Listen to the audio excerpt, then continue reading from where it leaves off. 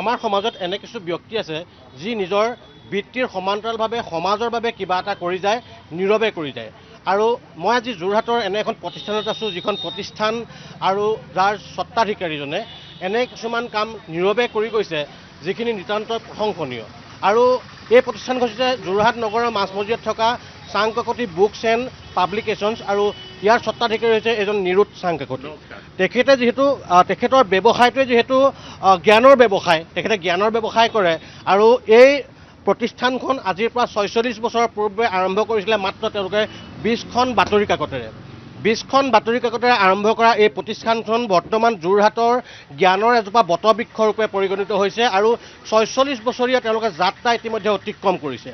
আৰু তেওঁলোকে কেৱল বিভিন্ন কম্পিটিটিভ ইয়াতে এক্সামৰ পাঠ্যপুথিৰ লগতে বিভিন্ন পাঠ্যক্ৰম আছে, বিভিন্ন দৈনিক বাতৰি কাকত আছে, আলোচনী আছে, ৰাষ্ট্ৰীয় আলোচনী আছে, সকলোখিনি উপলব্ধ হয় যোৰহাটৰ এই চাংকাকতি বুকছ এণ্ড পাব্লিকেশ্যনছত।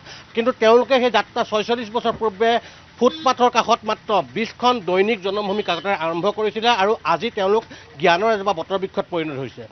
কিন্তু তেওঁ চাংকাকতি নিৰুৎ চাংকাকতিয়ে সমান্তৰালভাৱে তেওঁ এটা মিছন আৰম্ভ কৰিছিলে। তেওঁ যিহেতু মুখ্যমন্ত্ৰীয়ে যি কিতাপৰ বৰ্ষ গ্ৰন্থবৰ্ষ ঘোষণা কৰিছিলে, তেতিয়া কিন্তু যোৰহাটত এই নিৰুৎ চাংকাকতি ন্যাসৰ উদ্যোগত তেতিয়া তেওঁ ২০২৫ বৰ্ষত গ্ৰন্থৰ যি বৰ্ষ মুখ্যমন্ত্ৰীয়ে আৰম্ভ কৰিছে, তেওঁ যোৰহাট জিলাৰ ১১খন চৰকাৰী বিদ্যালয়ত ২৫খনকৈ শিশু আলোচনী প্ৰতিমাহে এবছৰলৈ বিনামূলীয়াকৈ বিতৰণ কৰি তেওঁ যাত্ৰা আৰম্ভ কৰিছিলে। আৰু সেই কাৰ্যসূচী উদ্বোধন কৰিছিলে যোৰহাটৰ জিলা আয়ুক্ত জয় শিৱানীয়ে।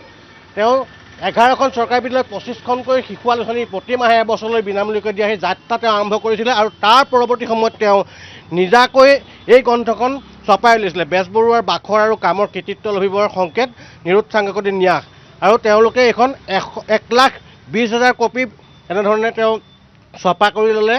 বৰ্তমানলৈকে তেওঁ যোৰহাট জিলাৰ প্ৰায় ৩০০ বিদ্যালয়ত বিভিন্ন গ্ৰন্থ বিক্ৰী কৰিলে, তেওঁলোকে প্ৰদান কৰিলে আৰু বিভিন্ন আলোচনী প্ৰদান কৰিলে।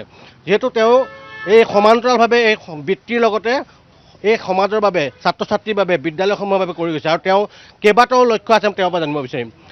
২০খন বাতৰি কাকতেৰে আৰম্ভ কৰা এই যাত্ৰা, ৪৬ বছৰীয়া যাত্ৰা আজি যোৰহাটৰ মাজমজিয়াত জ্ঞানৰ বটবৃক্ষ হিচাপে থিয় দি আছে। কেনেকুৱা লাগে আপোনাৰ কথাটো ভাবিলে? আচলতে ভাল লাগে কি, আমাৰ ব্যৱসায়ৰ উন্নতিৰ মূল আৰু প্ৰধান চৰ্তটো হৈ গ'ল সততা। আৰু প্ৰত্যেক দিনাই নিয়মানুৱৰ্তিতাৰে আপুনি যদি ব্যৱসায়লৈ আহে, তেতিয়াহ'লে ব্যৱসায় কৰিবলৈ কিন্তু কোনো ধনৰ প্ৰয়োজন নহয়। আমাৰ যে অসমীয়া মানুহে যে কয় যে আমাক ব্যৱসায় কৰিলে ইমান টকা লাগে, আচলতে ব্যৱসায় কৰিবলৈ টকা নালাগে। মই আজি দেশত এই কথাষাৰ মই নিজৰ ফালৰ পৰা আমি ক'ব পাৰোঁ যে আমি প্ৰায় ৩০ টকামান মূলধনেৰে লৈ পেলাই ব্যৱসায় আৰম্ভ কৰি আমি আজি যথেষ্ট পৰিমাণে উন্নতি কৰিছোঁ। আৰু আজি দেশত এই ধৰণে সমাজত এজন প্ৰতিষ্ঠিত ব্যক্তি হিচাপে থাকিবলৈ আমি নিজকে নিজে ধন্য মানিছোঁ। আৰু আপোনাৰ ব্যৱসায়টো জ্ঞানৰ ব্যৱসায়, ভাল নালাগে নে যে যিহেতু সকলো কিতাপ উপলব্ধ হয়, পাঠ্যপুথিৰ পৰা ধৰি ৰাষ্ট্ৰীয় বা আন্তঃৰাষ্ট্ৰীয় সকলো কিতাপ আপোনাৰ সকলো মেগাজিনত উপলব্ধ? আজি দেশত মোৰ নিজকে কৈ পেলাই মোৰ ভাল লাগে যে উজনি অসমত আপুনি যদি চাই পায় Golaghat district, Jorhat district, Sivasagar district, এই সকলো ডিষ্ট্ৰিক্টৰ পৰা আমাৰ প্ৰতিষ্ঠানলৈ মানুহ আহে।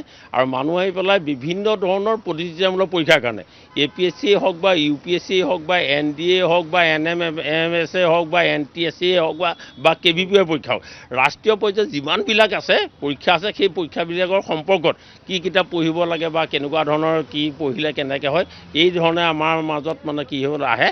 আৰু মোৰ এই গোটেই কথাটো হৈ গ'ল যে মোৰ এইটো এটা হৈ গ'ল পেচা নহয়, এই এটা মোৰ হৈ গ'ল নিচা। আপুনি ৪৬ বছৰ ক'লে আপোনাৰ যাত্ৰা আৰম্ভণি, প্ৰথম কোনখন বাতৰি কাকতেৰে আপোনালোকে আৰম্ভ কৰিলে? আপুনি মোক দেখুৱালে অলপ আগতে ক'ত ফুটপাথত আপোনালোকে বিকিছিলে ছাতিৰ তলত, কোনখন বাতৰি কাকত আছিল? এখন আছিলে হৈ গ'ল দৈনিক জনমভূমিৰ দাম তেতিয়া মাত্ৰ আছিলে আপোনাৰ 40 পইচা। সেই 40 পইচাৰে বাতৰি কাকতৰ যাত্ৰা আৰম্ভ কৰি আপোনালোকৰ তেতিয়া 30 টকা মাত্ৰ, 30 টকা মূলধনেৰে আমি ব্যৱসায় আৰম্ভ কৰি পেলাই আমি আজি দেশত এইটো পৰ্যায়ত উপনীত হৈছোঁ।